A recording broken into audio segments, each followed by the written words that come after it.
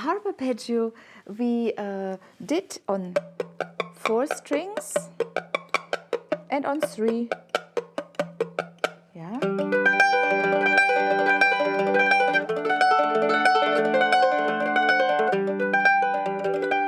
And we did it on 3. And you remember maybe that I told you that doing it on 3 strings is a little bit harder than on 4, because you cannot really take the whole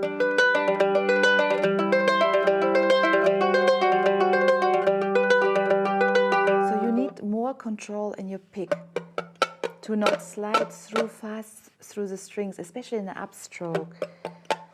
Yeah, so but when you are done with this, then the next step is to do it on 2 strings. And I think also the combination of all those harp arpeggios on different amounts of strings will always help you with the other one. So don't wait too long till you start with 2. So because maybe the harp arpeggio on 2 strings will develop also your harp arpeggio on 3 strings. So it's a little bit, they are similar, but you need even more control now with the 2 strings. And this might be very good for you for later for the 3 strings. So whenever you do now the harp arpeggios and you need your left hand, so you need also to push your fingers. And with 2 strings, for sure, if we want to move and have interesting intervals, then we need also usually both fingers. So the next exercise I picked for you is a Pettine exercise. I didn't do the whole page because we don't need everything to cover. It's all mixed with other techniques too, but the first few lines are very useful, and so I want to play it for you first.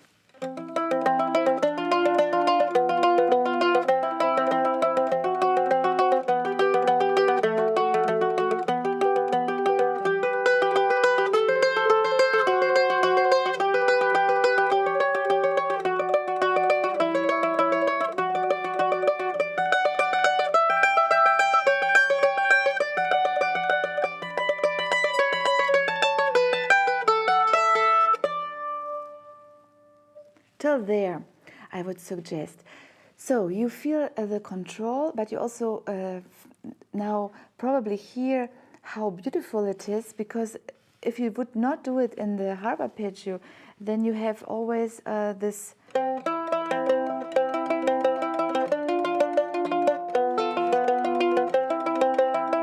so back and forth, and it sounds different. It's not bad, but the harp arpeggio opens you into a different door of sound, and it gives you a stronger upstroke for the 3rd note.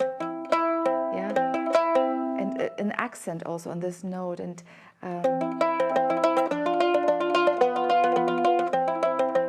also a little bit more dimensional from the perspective of how many voices. So it becomes like 2 mandolins. You have this. Yeah.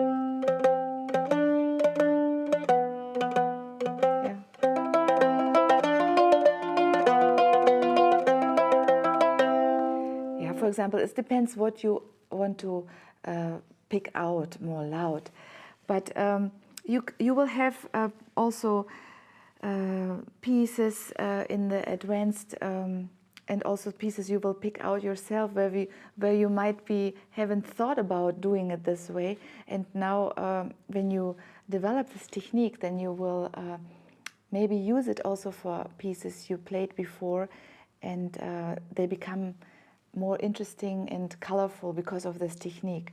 So important is again to separate the strings first and really do the exercise for your right hand, and use a metronome, tack, tack, tack, tack, tack, or maybe even tack, tack, tack, tack, tack, tack, tack, tack, tack, tack, tack, tack, tack, tack, tack, on your tempo, yeah, so that you don't glide fast through the strings. And you can also start maybe with an upstroke to get the upstroke strong. Usually the upstroke is the harder part of this technique. Yeah? Or this would be, or yeah, this makes it different from the left hand. You have to first put the higher note on the fingerboard and then the lower note. Yeah, but it's written in the original version. It's first the lower note. Yeah, and we should first focus on this. I just gave you another version how you can practice it, and especially when you feel that your upstroke is not getting better. So then the left hand is also important to practice. So again, I would put here 2 fingers together so that you really see what's going on here. Yeah, it's a little cadenza, and then it's the same, but now on the D and A string.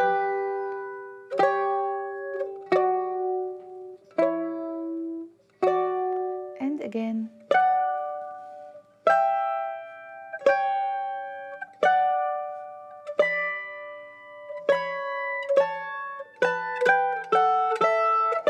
So this would be the rhythm of the end of this exercise. And when you combine it together, so then sounds. And I'm trying also to go with the music flow. So I start this way, I arrive here.